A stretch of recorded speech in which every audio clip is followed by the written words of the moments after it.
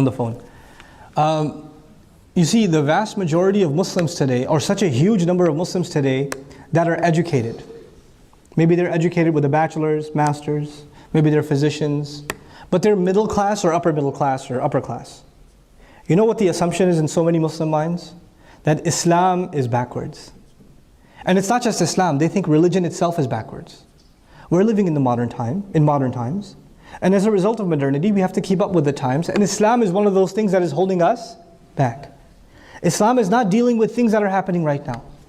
When we create practical Islamic education that deals with realities of our time, then we are able to display in the most intellectual fashion that Islam in fact doesn't just deal with the situations of our time, the needs of our time, the criteria, the areas of inquiry of our time, but actually has solutions in these areas that haven't yet even been discovered.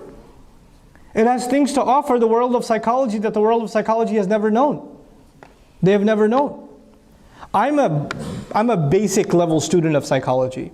I can tell you Islamic psychology can revolutionize how psychology is studied. It can completely revolutionize it. Modern psychology studies begins with the assumption that human beings are flawed, that they have to be fixed. They're just flawed. And from Freud onwards, we're messed up and we have to get unmessed up. So whether it's by means of pills or therapy, whether it's cognitive or medical, clinical psych, you have to undo the mess that you are. Islam begins with the premise that you are flawless.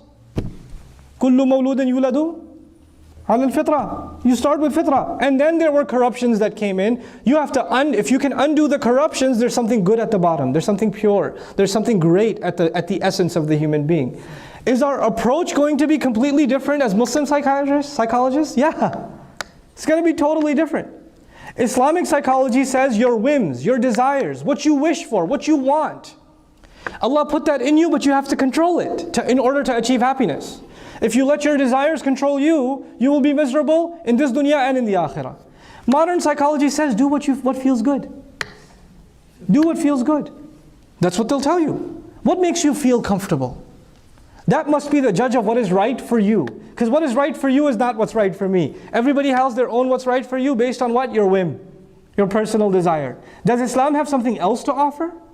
Even on the psychological side? Absolutely. And I'm not a PhD in psychology. I'm just basic level, bachelor's level psychology. But I'm telling you, we have a completely different worldview to offer. And it can really help people. This deen came to help humanity, right?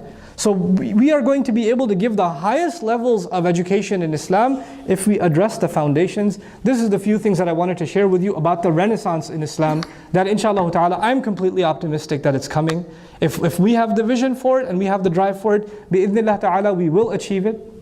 In our own lifetime, we will see a revolution in how Islam is understood all across the world, and the ummah will be uplifted in its information, in its understanding, and in its application. Barakallahu li wa lakum. I'll open it up at this point, inshallah ta'ala, for questions and answers, but before that, Suhail and some of the associates at Sofa are going to make some announcements for you guys. Jazakumullah.